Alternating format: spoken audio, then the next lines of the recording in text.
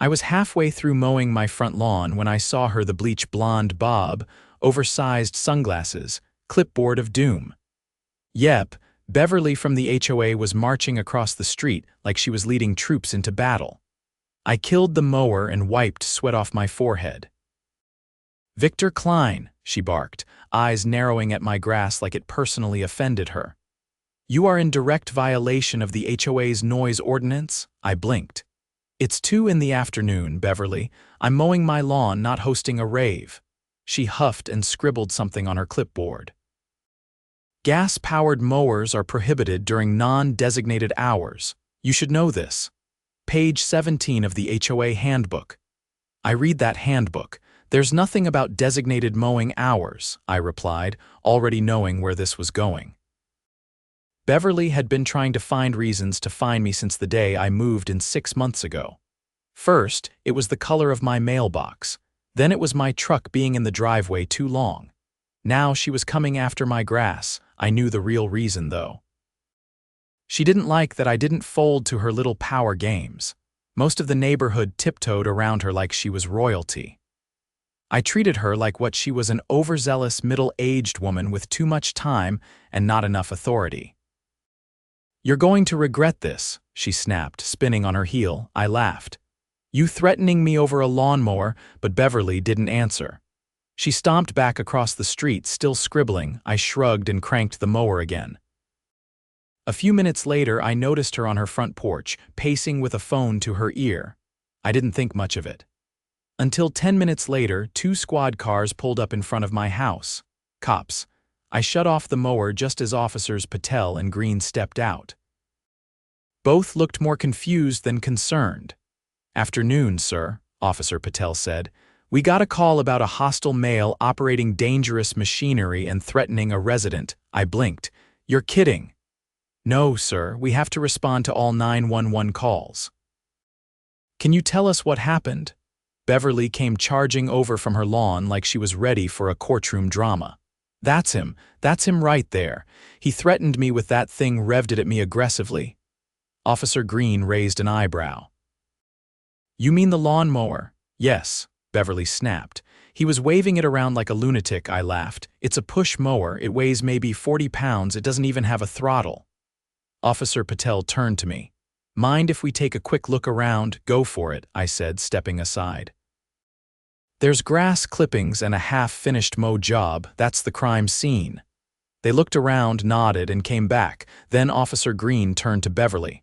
"Ma'am, did he ever leave his property?" "No, but did he ever approach you?" "No, but he was looking at me." "And revving it?" "Revving a push mower?" Officer Patel asked dryly. Beverly's face flushed. "You're not taking this seriously." "Oh, we are," Officer Green said, pulling out his notepad. "Which is why you're getting cited for misuse of emergency services. False reporting is a misdemeanor in this county." Beverly's jaw dropped. "Excuse me? I'm the head of this HOA." "That doesn't exempt you from the law," Officer Patel said. "You called in a fabricated threat. That's dangerous." I leaned on the mower and crossed my arms. "So, are we done here? Or should I call next time she walks her poodle across my grass?" The officers chuckled. Beverly, on the other hand, looked like she'd swallowed a lemon. She stormed off without another word. As the squad cars drove away, I looked across the street. Beverly was back on her porch, phone in hand again. But this time, she wasn't calling the cops. She was calling backup. The HOA board, and I had a feeling this little lawnmower standoff was just the beginning. HOA story, HOA stories, Homeowners Association stories by the next morning. It was obvious that Beverly hadn't taken the police citation as a wake-up call. If anything, she was doubling down. A folded notice was taped to my front door, no envelope, just a slapdash printout with the HOA's letterhead and bold red letters across the top. "Notice of investigation pending review by disciplinary committee." No signature, no date, no reference to any specific bylaw. I pulled it off the door and turned it over, blank on the back. I stepped inside and tossed it on the kitchen counter, then called my friend Marcus, an attorney I'd served with overseas before we both transitioned into civilian life. He picked up on the first ring. "She's escalating," I said. "Left some unofficial nonsense on my door this morning. No legal weight, but it's meant to intimidate." "What's the exact language?" Marcus asked. I read it to him. He gave a dry laugh. "That's not an official notice. It's not even formatted correctly. But it does mean she's trying to build a case. If she's involving the disciplinary committee, she's probably stacking paper fake violations, hearsay, whatever she thinks will stick. Can they actually do anything? Only if you let them. But if she's making this personal, and it sounds like she might overplay her hand. Keep everything, document everything, and send me a copy of that notice. I'll look into their incorporation records and see who's actually on the board." I hung up and scanned the notice before forwarding it to him. Then I walked across the street and stuck a small camera under the eave of my garage. It had a clear view of my driveway, the front yard, and most importantly Beverly's constant parade of clipboard inspections. By late afternoon, it paid off. I caught footage of her walking up my driveway with a yellow measuring tape and a small camera of her own. She paced along the edge of my flower bed, snapped a photo, and then knelt to inspect my sprinkler head. I stepped outside before she could reach the porch. "Private property, Beverly," I said, arms folded. She jumped like she'd been caught shoplifting. "This is part of the inspection process. Your landscaping may exceed the 6-inch variance. You're trespassing. Leave." She stood up quickly, brushing off her knees. "I'm preparing a report for next Tuesday's board meeting. Your behavior is being reviewed. And you think creeping around my yard with a measuring tape is going to win you support? I don't need support. I have authority." "No, you have a clipboard and a personal vendetta." Her lips thinned, but she turned and walked off without another word. That evening, Marcus called back. "You're going to love this," he said. "I pulled their filings with the county. Beverly's not even on the board anymore. Her term expired last year. She never filed for re-election." I sat up. "You're serious?" "Dead serious. She's been operating as chair illegally. And get this, there hasn't been a single community meeting with full quorum in over 15 months. No elections, no published minutes. That's a violation of your HOA's own bylaws." I let out a breath. "So she's running a ghost board." "Exactly. Which means every fine, every notice, every action she's taken is invalid. But there's more: the HOA's annual budget, not filed, no transparency. If she's collecting dues, she's not reporting how they're being spent." I stared at the wall. "That's embezzlement, or at least misappropriation. Depends how far we want to take it. If you can get a few neighbors on board, we can file a petition to audit the HOA, force a reorganization, and maybe even press criminal charges if funds are missing." The next day, I started knocking on doors. At first, the neighbors were hesitant. Some were polite, others nervous. But when I showed them the footage of Beverly trespassing and explained the expired leadership, something shifted. One couple, the Jensens, had been fined for a supposed unauthorized awning 2 months prior. Another neighbor, Maria, said Beverly had harassed her teenage son for parking his bike near the sidewalk. She told him it was a visual nuisance, Maria said, her voice low. "He came in crying. I gathered 12 signatures in 2 hours. That night, I hosted a meeting in my garage chairs in a circle, coffee in a thermos, and a printed copy of the HOA bylaws on the workbench. Marcus joined via video call, walking us through what Beverly had violated and what we could do about it. "We start with a formal petition," he said. "We demand access to the budget, request proof of board elections, and file for a community vote to dissolve and re-elect the board. If she refuses, we escalate to the county and file for an injunction." One of the neighbors, an older man named Rick, raised his hand. "What if she refuses to acknowledge it? She's got a tight grip on the newsletter and the email list." "We serve her publicly," Marcus said, "with a notary and witnesses. If she throws it away, we film it." And that's exactly what we did. 2 days later, Beverly was hosting one of her sidewalk chats, a thinly veiled gossip session where she stood by her mailbox, pretending to be available for resident concerns. I walked up with the petition in a folder, a notary beside me, and Maria holding her phone in full view. "Beverly," I said, "this is a formal petition signed by over 1/3 of the homeowners. You're being served with a request for financial transparency, new elections, and an audit of HOA operations." She blinked twice, then laughed. "You're not qualified to make demands." I handed her the document. 12 signatures are all we need to initiate an audit under Article 8, Section 3. You've failed to hold timely elections and you've enforced penalties under an expired term. You're not legally recognized as chair.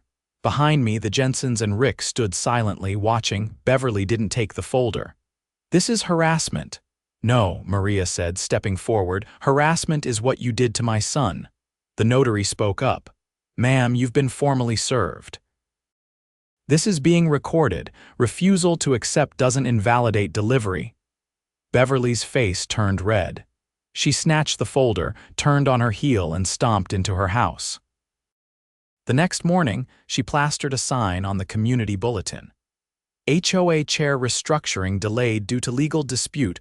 All fines and notices remain in effect." But no one paid it any mind. Word had already spread the HOA was under review and Beverly's reign was crumbling. 2 days later, Marcus filed a motion with the county clerk for a financial audit of the HOA's books. The notice was delivered by certified mail and confirmed received. That very night, Beverly's porch light stayed off for the first time in months. But just when I thought she was finally backing down, something new arrived in my mailbox. A thin envelope, no return address, containing a typed, unsigned letter. Inside was a single sentence. "You've made a mistake you'll regret." No name. No HOA letterhead, just plain text on plain paper. I walked back inside, locked the door, and checked the footage from my front camera. At 2:13 a.m., someone in a hoodie had crept up to my mailbox and slipped the envelope inside. And just like that, it was no longer about fines or bylaws, it was personal. And she'd just crossed a line. I didn't sleep that night, not after watching the footage. The figure that delivered the envelope was careful, hood up, hands gloved, gait slow and deliberate. No identifying features, no vehicle in sight. They had walked in from the sidewalk and left the same way, vanishing into the shadows between Beverly's house and the vacant rental beside it. At sunrise, I forwarded the video to Marcus along with a photo of the letter. He texted back a few minutes later, "That's not HOA business anymore. That's criminal intimidation. Call the sheriff." By 8, I was sitting across from Deputy Langston at the county sheriff's office. He reviewed the footage in silence, rewound it once, and leaned back with a slow whistle. "That's not a prank," he said. "That's deliberate. And based on the ongoing conflict, we'll classify this as a potential intimidation attempt linked to your HOA dispute." "You want a case number?" "Absolutely," I said. "And I want to press charges if we can identify whoever did it." He nodded. "We'll start with nearby surveillance. Your footage is good, but if they passed any traffic cameras, we might get lucky. Also, if you have any recent incidents of threats or escalation, now's the time to bring them forward." I told him about the police citation Beverly received, the invalid notices, and the petition. I left nothing out. Langston took detailed notes, then printed a formal report and handed me a copy. "You'll also want to consider installing a second camera by the mailbox," he said. "Whoever did this knew where your blind spots were. That's not random. That's someone who's been watching." By the time I got home, a patrol car had already driven through the neighborhood once. I spotted it looping back around 15 minutes later. It didn't stop at Beverly's, but it slowed as it passed. That afternoon, Marcus called again. His voice had a new edge to it. "I pulled the HOA's bank filings," he said. "They're required to submit annual financials to the county. Guess what? The last submission was 3 years ago and it's missing 2 signatures. That means it was never validated. So the HOA hasn't legally operated for 3 years, not according to county records. But here's the kicker: I traced the payment account for the association dues." It's a private business account under the name Cedar Management and Grounds. That's not a registered property management firm. It's a DBA. A what? Doing business as. It's a way to operate under a business name without incorporating as a separate entity. The account lists Beverly's home address as the business location. I stood frozen in my garage, phone pressed to my ear. She created a fake company? Looks that way. She's been collecting dues through an unregistered business, funneling payments directly to herself. Depending on how much money we're talking about, that's fraud, maybe even grand larceny.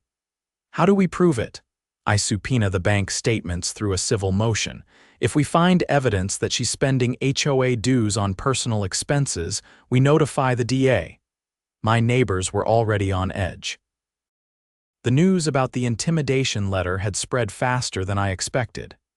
Rick came over just after sunset, holding a folder full of documents, old meeting notes, handouts from years past, and a copy of a budget summary from 4 years ago. She used to print these out at every meeting, he said. Then one day she stopped, told us everything was going digital. Did she ever give anyone login access? He shook his head. Nope, claimed it was all handled by a third-party service, but none of us ever saw an invoice. I held up the folder. This is gold. If we can show a pattern of withholding financials, it strengthens our case. Within a week, Marcus filed the motion. The judge approved the subpoena, and then we waited. What we found was worse than we imagined. Over $70,000 had passed through Cedar Management and Grounds in the last 3 years, all from HOA dues. Of that, nearly $25,000 had been spent at retail stores, restaurants, even a luxury spa. There were also several payments to a landscaping company owned by Beverly's cousin in the next county over. Marcus filed a formal complaint with the district attorney. The sheriff's office opened a criminal investigation. Beverly never saw it coming. When the detectives showed up at her door, she tried to play it off, claimed it was a misunderstanding, that she had receipts, that everything was above board. But they weren't there to chat. They served her with a search warrant and walked out 2 hours later with her desktop computer, financial records, and boxes of paperwork. The next morning, the neighborhood woke up to a police cruiser parked at the entrance of our development. There was no mistaking it. Beverly was being watched. But she didn't go quietly. That evening, a new flyer appeared on every doorstep. No envelope. Just a single sheet with bold letters across the top. Defamation lawsuit pending, residents advised to cease and desist. I didn't even bother reading the rest. Marcus laughed when I showed it to him. She's bluffing. You can't sue someone for defamation when you're being criminally investigated, and you certainly don't issue legal warnings on printer paper. Still, the tension was rising. A few neighbors started pulling down their security signs. Others moved their patio furniture inside. It wasn't fear, it was uncertainty. The HOA had become a symbol of corruption, and Beverly's downfall was dragging the whole thing through the mud, which was exactly what we needed, because the county stepped in. 2 days later, a letter arrived addressed to all Cedar Hollow residents. It came from the Office of Neighborhood Oversight, a little-known agency that rarely got involved unless things got out of hand. The letter outlined the ongoing investigation, confirmed that Beverly was no longer authorized to act on behalf of the community, and scheduled a mandatory town hall meeting to discuss reformation of the HOA. The meeting would be held at the local library the following Thursday. That week, Beverly disappeared. Her car never left the driveway. Her blinds stayed shut.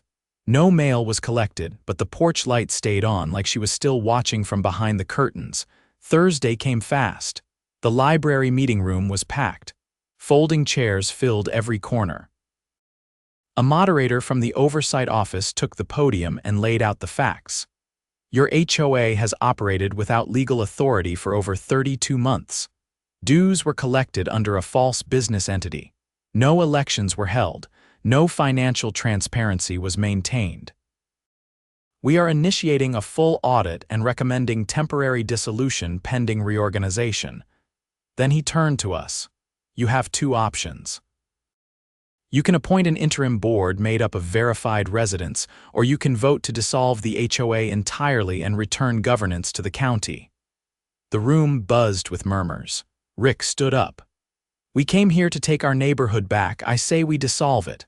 Applause broke out. Maria raised her hand. What happens to the money that was taken? If the DA secures a conviction, the moderator replied, restitution will be pursued. We voted that night. 85% chose dissolution. The HOA was officially dead. That night we gathered in my driveway, lawn chairs. Coolers. Someone brought a Bluetooth speaker. It wasn't a celebration so much as a long exhale, the kind that comes after months of holding your breath. As the sun dipped below the rooftops, Rick leaned over and said, "You know, if you hadn't mowed that lawn." I laughed. Who knew a push mower could spark a revolution? And while Beverly's porch light stayed on, no one walked past her house anymore, not out of fear, out of pity. Because when the sheriff's department came back 3 weeks later with an arrest warrant, no one was surprised. Some of us even waved. The morning after Beverly's arrest, her house sat silent. The porch light was finally off. No fluttering papers stuck to doors, no suspicious foot traffic, no whispering sidewalk gatherings. Just a dull quiet that settled over the cul-de-sac like dust after demolition. The county posted a notice on her front door just after dawn, bright yellow, laminated, and sealed with a barcode. Property under investigation, do not remove. I didn't need to walk over to know what it meant. Her house was now part of a criminal probe, and the county wasn't about to let any evidence slip away. I didn't think I'd hear from Marcus for a few days, but just before lunch he called. They found a second bank account, he said without greeting, under her cousin's name. Traced back to a property management shell company that doesn't exist on paper. I leaned against my workbench. How much? About $32,000. All HOA funds, same pattern, restaurant tabs, resort charges, even a payment to a private investigator. I turned slowly. She hired someone, looks like it.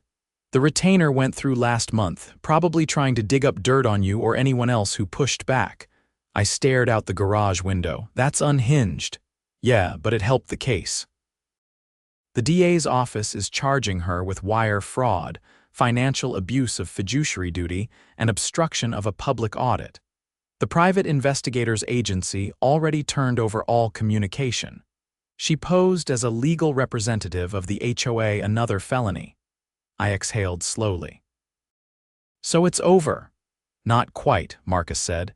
The DA wants a few of you to give official statements. They're building the restitution angle and your petition footage and that letter you got. It's all part of the timeline now. That afternoon, I drove to the county courthouse. The district attorney's office had set up a special intake session for the HOA victims. I wasn't the only one there. Maria, Rick, the Jensens, and at least a dozen others filled the waiting room, each with folders and USB drives full of photos, emails, and printouts. One by one, we were called into private rooms with investigators. When it was my turn, I laid everything out: the video of the midnight letter delivery, the trespassing footage, the fake notices, and the threats Beverly had made in front of the officers. The lead investigator, a woman named Callahan, nodded as she scrolled through the files. We've confiscated her devices. Your footage matches the timestamps on a deleted folder recovered from her phone. She filmed herself inspecting your property and uploaded the clip to her cloud storage. I raised an eyebrow. She filmed herself breaking the law. People like her don't think they're breaking the law, Callahan said. They think they are the law. After I finished giving my statement, she handed me a receipt for the evidence and a copy of the court date. We'll be filing for restitution next week. You'll receive formal notice if you're named as a claimant. On my way out, Rick caught up with me in the parking lot. They're saying she might take a plea deal, he said. Avoid trial, maybe get house arrest or probation. After what she pulled, I asked. She's got no prior record. They're pushing for full restitution instead of jail time. I shook my head. So she might walk, Rick shrugged. Maybe, but she won't be walking back into Cedar Hollow. By the end of the month, the county finalized the HOA dissolution. The remaining funds, about $6,000 that hadn't been siphoned off, were redistributed to residents as partial reimbursement.